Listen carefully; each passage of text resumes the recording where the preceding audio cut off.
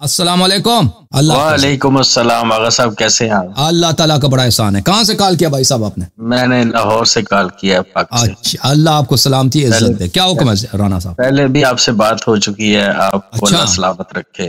بڑا دعا گو ہوں آپ کے لیے، میں آپ کا خادم۔ اور میرا زیادہ تر وقت جو میرے کام سے فراغت میں جو ملتا ہے ٹائم، وہ تقریباً 8-10 گھنٹے آپ کو سنتا ہوں۔ اللہ آپ کو عزت دے، اللہ آپ کو سلامتی دے۔ بہت فین ہوں آپ کا۔ اچھا گزارش، میں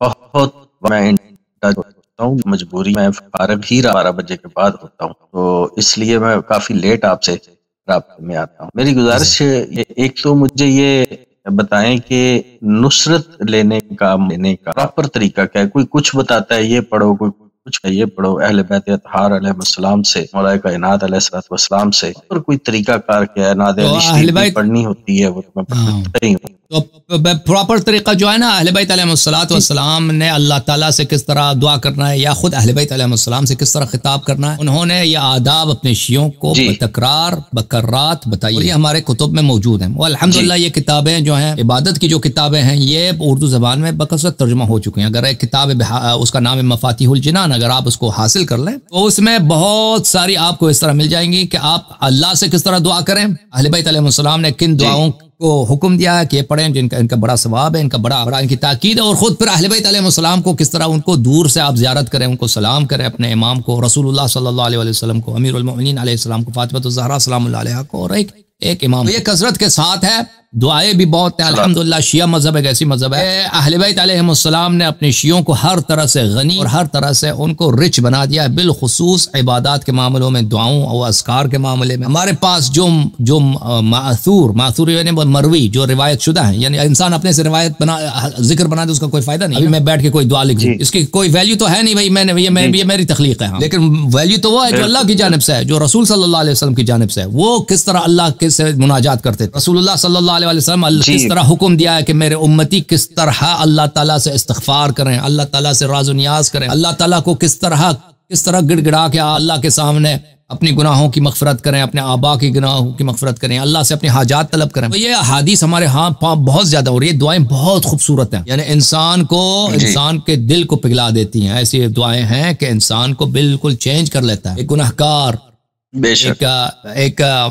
ایک غافل انسان کو اللہ کا ولی بنا دیتا ہے۔ اور اسی طرح اہل بیت علیہ السلام نے بتایا شیعوں کو کہ آپ ائمہ طاہرین علیہ السلام کو کس طرح خطاب کریں۔ دیکھ ابھی جو شیعہ خطاب کرتے ہیں نا، جل جلالہ فلان فلان، یہ کسی حدیث میں نہیں ہے۔ آپ جا کے امیر المومنین علیہ السلام کو کہہ دیں جل جلالہ، یہ کسی روایت میں نہیں۔ امیر المومنین علیہ السلام کے القاب ہیں، ان کے خطاب کرنے کا طریقہ کار ان بہت ساری زیارتوں میں موجود ہے۔ ان کو آپ کس طرح سے خطاب کریں، کس طرح ان کو پکاریں، کس طرح ان کی زیارت کریں، کس طرح ان سے مدد نصرت طلب کریں۔ تو میں آپ کو یہی توصیہ کرتا ہوں کہ میرے عزیز میرے بھائی، آپ دیکھیں نا، کتاب مفاتیح کھول ہیں، اس کے فہرست کو پہلے دیکھیں، اس کے فہرست میں آپ کو بہت ساری ایسی چیز کہاں پر ہے وہ نظر آئے گا۔ پھر آہستہ آہستہ آپ آشنا ہو جائیں گے ان کے متون سے، اس کے محتوا سے، آپ کے پاس بہت مواد آ جائے گا انشاءاللہ تبارک و تعالی۔ اچھا حضور، دوبارہ ذرا نام بتا دیجئے گا اس کتاب کا۔ مفاتیح الجنان، مفاتیح الجنان، مفاتیح الجنان۔ ٹھیک جی۔ یہ کس کی لکھی ہوئی ہے؟ یہ شیخ عباس قمی کے، میں لکھ دیتا ہوں۔ یہ ویسے دعا کی کتابیں بہت ہیں، پاپولر یہی ہے شیعوں میں۔ دیکھ میں لکھ دیتا ہوں یہاں کے لیے، یہ مفاتیح الجنان۔ جی سمجھ آ گیا۔ اچھا ایک سوال ہے۔ جی سر بولیں۔ وہ یہ ہے، پچھلے دنوں ایک کلپ دیکھا میں نے، ایسے ہی ڈاکٹر اسرار وہ اس میں تھے، وہ بول رہا تھا کہ غزوہ احد میں نبی کریم علیہ الصلوۃ والسلام کو جو زخم چہرے مبارک پہ لگا، جو حضور نے خود پہنا ہوا تھا، اس کی کڑیاں بھی اس چہرے میں، اس پہ ہڈی میں جو ہے نا وہ گھس گئی۔ تو ایک صحابی نے، اور حضور کے دندان مبارک بھی شہید ہوئے، ایک صحابی نے اپنے دانتوں سے وہ کڑیاں وہ جو تھی وہ پکڑ کے تو کھینچنے کی کوشش کی، تو اس کے دانت نکل، تو پھر بڑی مشکل سے اس کو نکالا ہے، تو آقا کریم علیہ الصلوۃ والسلام کے رخسار مبارک سے کافی خون کا فوارہ نکلا ہے۔ جی، اور آپ کی زبان اقدس سے یہ الفاظ نکلے ہیں کہ اللہ اس قوم کو کیسے ہدایت دے گا جو اپنے نبی کے ساتھ یہ سلوک راوی ہے۔ فوراً قرآن کی آیت آ گئی کہ آپ نہیں اس چیز کے مکلف، یہ ہم ہیں، اس کی توبہ قبول کر لیں یا اس کو عذاب دے دیں۔ تو از اٹ پاسبل؟ میں تو یہ تسلیم نہیں کر رہا، میرا ذہن نہیں مان رہا کہ ایسی بات ہے، اتنی تکلیف میں اگر کوئی بات، تو یہ اس قسم کا جملہ یا نکلا ہے زبان اقدس سے، یا تو اللہ رب العزت نے کوئی اس طرح کی سرزنش نعوذ باللہ کی ہے؟ میں آپ کو بتاتا ہوں رسول اللہ صلی اللہ علیہ وسلم کے متعلق دیکھیں، اہل بیت علیہ السلام نے بتایا ہمیں کہ قرآن مجید میں جو آیات ہیں جن میں ظاہر یہ ہے کہ اللہ تعالیٰ نبی صلی اللہ علیہ وسلم کی سرزنش کر رہے ہیں، ڈانٹ رہے ہیں، تو یہ نبی صلی اللہ علیہ وسلم کی سرزنش نہیں ہے۔ قرآن کا اپنا اسلوب ہے کہ یا کہانی وسمعی یا جارہ، میں آپ سے کہہ رہا ہوں تاکہ دوسرا سن لے، یہ اصل میں نبی صلی اللہ علیہ وسلم اس کے مخاطب نہیں ہے، اس کے مخاطب اور لوگ ہیں۔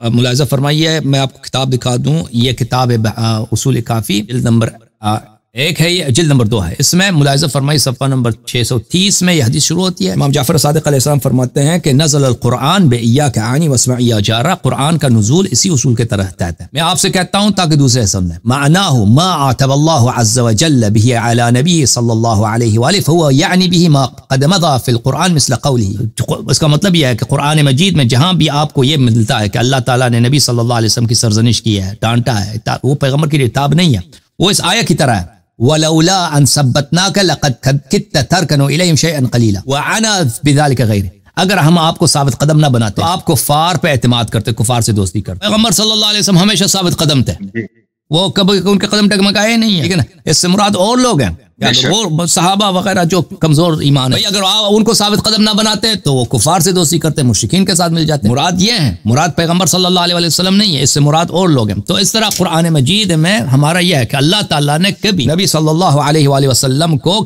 کبھی انہوں کو ڈانٹا نہیں، کبھی ان کو عتاب نہیں فرمایا، کبھی ان کی سرزنش، کیونکہ پیغمبر نے کبھی خطا نہیں کیا، کبھی ایک غلط جملہ نہیں بولا اپنی زندگی میں جو اللہ کو مرضی نہ ہو، اللہ کو پسند نہ ہو، اللہ کے رضا اس میں نہ ہو، صلی اللہ علیہ وآلہ وسلم۔ تو اس طرح کے جو قرآن مجید میں ہے، مثلا میں آپ کو دکھا دیتا ہوں، مثلا قرآن مجید میں تو بہت سخت آیات ہیں، مثلا میں آپ کو دکھا دیتا ہوں قرآن مجید میں کہ بعض آیات میں ہے کہ مثلا شرک تک آ جاتا ہے۔ مثلا یہ آیت دیکھیں، سورہ مبارکہ ہے یونس میں، فَإِن كُنْتَ فِي شَكٍّ مِّمَّا أَنزَلْنَا إِلَيْكَ، اگر آپ کو شک ہے قرآن میں، فَإِن كُنْتَ، اگر آپ کو شک ہے قرآن مجید میں، لیکن نبی قرآن میں جو شک کرے وہ کافر ہوتا ہے۔ یہ ہو سکتا ہے کہ نبی صلی اللہ علیہ وسلم اپنی قرآن میں شک کرے، جو جبرائیل اس کے پاس آتا ہے پھر بھی شک کرے، یہ تو ہو ہی نہیں سکتا۔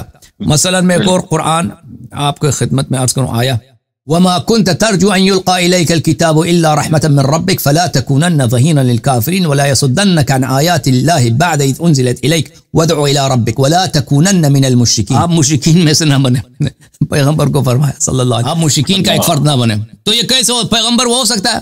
وہ تو کبھی سوچے، کبھی ہم اور آپ گناہ کار مسلمان ہیں، ٹھیک ہے نا، اور آپ بڑے گناہ کار مسلمان، ہم کو کبھی نہیں سوچ سکتے کہ ہم ہندو بن جائیں۔ ابھی ہے کوئی ہمارے ذہن میں آتا ہے جا کے بتوں کی پوجا کریں مشرکین کے ساتھ، کبھی نہیں ہوتا۔ فرمایا ولا تدعوا مع اللہ الہا آخر، کسی دوسرے رب کی پرورش نہیں پرستش نہیں کرنا۔ اور بھائی یہ خطاب دوسروں سے ہے، اس طرح ہوئی پیغمبر صلی اللہ علیہ وسلم کے متعلق یہ ہو ہی نہیں سکتا۔ مثلا یہ آیت ہے ولا تجعل مع اللہ، سورہ اسراء ہے، آیت نمبر 29 ولا تجعل مع اللہ الہا آخر، اللہ کے علاوہ کسی دوسرے کو شریک نہ بنانا، فتلقى فی جہنم ملوما مدحورا، ذلیل خوار ہو کے تجھے جہنم میں ڈال دیں گے، تجھے حبیب صلی اللہ علیہ وسلم سے خطاب ہی نہیں ہے، یہ ہو ہی نہیں سکتا کہ پیغمبر صلی اللہ علیہ وسلم خدا نخواستہ مشرک بن جائیں، پھر اللہ ان کو نستجیر باللہ ذلیل کر کے بھئی ان کو مار کے جہنم۔ یہ دوسروں کے لیے، ہم اور آپ جیسوں کے لیے، ہم اور آپ جیسوں کے لیے کہ پیغمبر ظاہر میں پیغمبر سے خطاب ہے، حقیقت میں ہم لوگ مراد مقصود ہیں۔ تو اس طرح کے قرآن میں آیات بڑے سخت آیات ہیں۔ بھلے اوکے میرے بھائی، میرے عزیز، اللہ آپ کو عزت دے۔ ایک آخری ایک بات اور آپ سے کرنا تھی کہ جمعہ کی نماز جو ہے وہ ہمارے اہل تشیع میں تو لاہور میں کوئی ایک آدھ جگہ ہے دور دراز، اس کو کیا کریں، کہاں پڑھیں؟ دیکھیں اگر آپ جمعے کی نماز ممکن نہیں ہے جانا، اگر نہ پڑھیں تو اس میں کوئی گناہ نہیں ہے، اگر نہ پڑھیں بالخصوص یہ ظہرین پڑھ لیں، ہاں ظہرین، بالکل کوئی گناہ نہیں اس میں۔ بہت شکریہ، اللہ آپ کو سلام، اللہ آپ کو سلامتی دے، عزت دے۔ تھینک یو میرے بھائی۔ اب اس کی وجہ کیا ہے؟ اس کی وجہ کچھ طویل ہے، ابھی اس کی وجہ ہم نہیں بتا سکتے۔